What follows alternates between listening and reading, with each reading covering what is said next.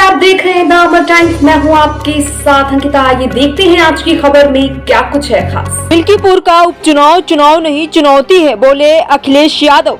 नमस्कार, आप देख रहे हैं the Amar times. Milkipur Vidhan Sabha seat पर 5 फरवरी को मतदान होगा। इसके लिए प्रचार के अंतिम दिन सोमवार को सपा अध्यक्ष अखिलेश यादव ने जनसभा को संबोधित किया। इस दौरान उन्होंने महाकुंभ में मची भगदड़ को लेकर योगी सरकार पर निशाना साधा। सपा अध्यक्ष अखिलेश यादव ने सोमवार को चुनाव प्रचार के अंतिम दिन मिल्कीपुर में जनसभा को संबोधित किया। उन्होंने कहा कि भाजपा ने अयोध्या में विकास के नाम पर लोगों से जमीनें छीनी हैं और लोगों को मुआवजा नहीं दिया है। 2027 के विधानसभा चुनाव में जब सपा की सरकार बनेगी तो हम अयोध्या को वर्ल्ड क्लास सिटी बनाएंगे। उन्होंने कहा कि मुख्यमंत्री योगी अयोध्या में खरीदी गई जमीनों की सूची जारी कर दे तो पता चल जाएगा कि सबसे बड़ा भूमाफिया कौन है। सबसे बड़े भूमाफिया भाजपा के लोग ही हैं। बता दें, अयोध्या में 5 स्टार होटल बनाने के लिए जमीन भी ली गई, पर गरीबों को उचित मुआवजा नहीं दिया गया है। अखिलेश यादव ने कहा है कि ये तो भाजपा के लोग भी जानते हैं कि मुख्यमंत्री योगी आदित्यनाथ किसी के नहीं है, वो भाजपा वालों के भी नहीं है, वो सिर्फ परिस्थितियों के अनुसार काम कर रहे हैं। उन्होंने कहा कि भाजपा सरकार उपचुनाव में जीत हासिल करने के लिए लोगों को डराने धमकाने का काम कर रही है। इसके लिए अफसरों की तैनाती की जा चुकी है। अफसरों में पीडीए के लोग नहीं हैं। अखिलेश यादव ने महाकुंभ में मची भगदड़ को लेकर योगी सरकार पर निशाना साधा और कहा कि मुख्यमंत्री योगी गूगल पर सर्च करना नहीं जानते हैं। अगर जानते हो तो गूगल पर महाकुंभ टाइप करें, पता चल जाएगा कि कितनी जगह भगदड़ मची है। तो आइए देखते हैं अयोध्या से संवाददाता अनिल विश्वकर्मा की खास रिपोर्ट।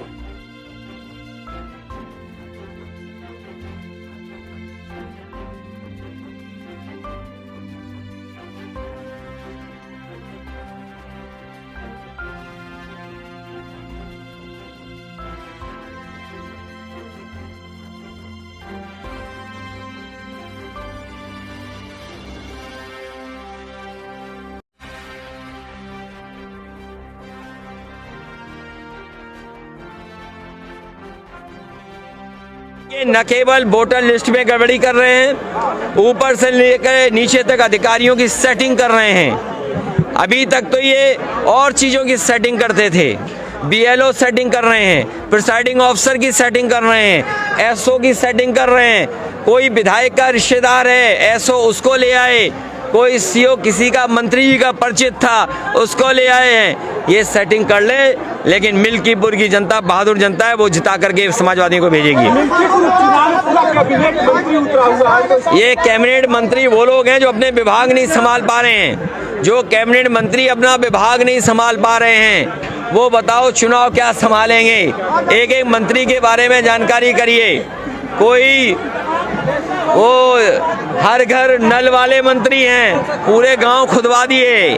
उसमें कितना भ्रष्टाचार है वो आप सोच सकते नहीं हो।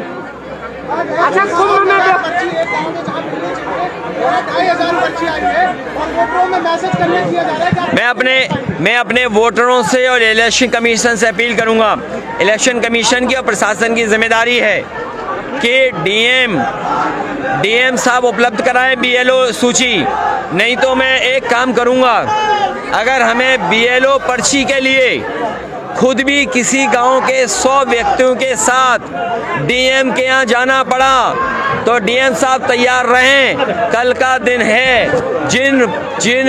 जिन वोटरों को पर्ची नहीं मिली है, जिस गांव के हमें 100 भी कार्यकर्ता मिल गए, उनके साथ हम सीधे डीएम ऑफिस में अगर हमें जाना पड़ा तो हम खुद जाएंगे बीएलओ पर्ची दिलवाने के लिए।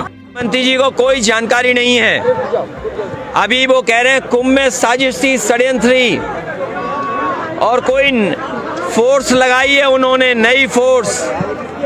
क्या फोर्स जांच करेगी? अरे ऐसी फोर्स को तो सस्पेंड कर देना चाहिए जो घटना होने दे रही है। जो फोर्स को अब लगा रहे हैं, कह रहे हैं ये फोर्स जांच करके बताएगी कि साजिश क्या है। मुख्यमंत्री जी को तो ऐसी फोर्स को हटा देना चाहिए जो साजिशी और षड्यंत्र नहीं बता पा रहे हैं। मुख्यमंत्री जी अपनी नाकामी बताना चाहते हैं। जो मुख्यमंत्री 100 करोड़ का इंतजाम कर रहा था, जो मुख्यमंत्री 100 करोड़ का इंतजाम कर रहे थे, वो बताओ जो करोड़ लोग आए उसका स्नान भी नहीं करा पाए। जो लोग गए वहां पर महाकुंभ में बिना स्नान करके उन्हें वापस जाने दिया। ये पहली बार हुआ होगा जहां पर लोग श्रद्धा के साथ आए, स्नान करने आए, पुण्य के लिए आए, लेकिन उन्हें स्नान करने नहीं दिया। बहुत सारे ऐसे लोग हैं, ये जो मुख्यमंत्री जी दूसरों को भूमाफिया कहते हैं, उन्हें अपनी नाक के नीचे अपने भूमाफिया नहीं दिखाई दे रहे हैं। अपने रजिस्ट्री ऑफिस में देखें किसने रजिस्ट्रियां की हैं, उन्हें सब भूमाफियाओं की जानकारी मिल जाएगी। मिल्कीपुर की जनता समाजवादियों को पुनः जिता करके इन भारतीय जनता पार्टी के सांप्रदायिक राजनीति को हमेशा के लिए खत्म करने का संदेश देगी। मिल्कीपुर की जनता महंगाई और भ्रष्टाचार के खिलाफ मतदान करेगी। मिल्कीपुर की जनता के साथ जो धोखा हुआ है,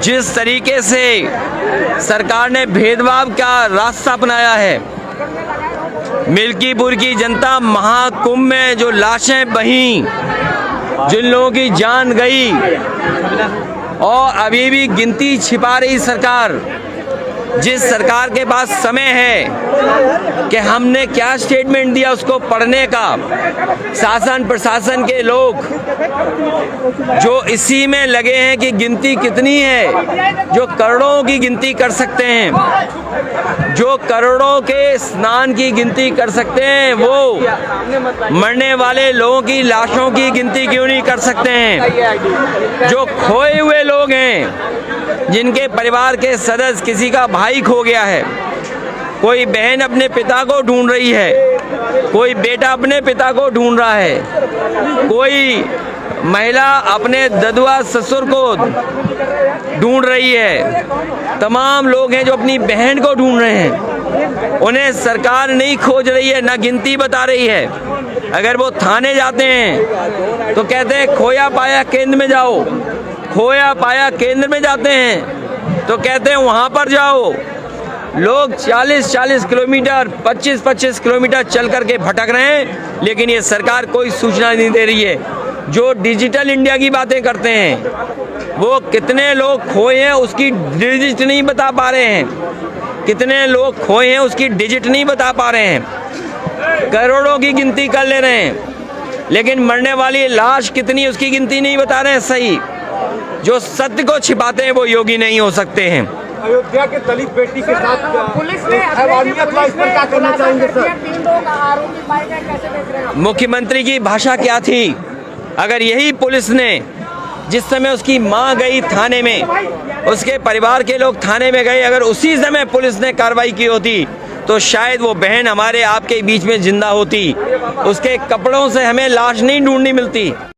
आज की खबर में बस इतना ही, और तमाम खबरें देखने के लिए हमारे साथ बने रहिए और देखते रहिए दामद टाइम्स। और देश प्रदेश की खबरों को जानने के लिए दामद टाइम्स को लाइक, सब्सक्राइब और शेयर करना ना भूलें। धन्यवाद।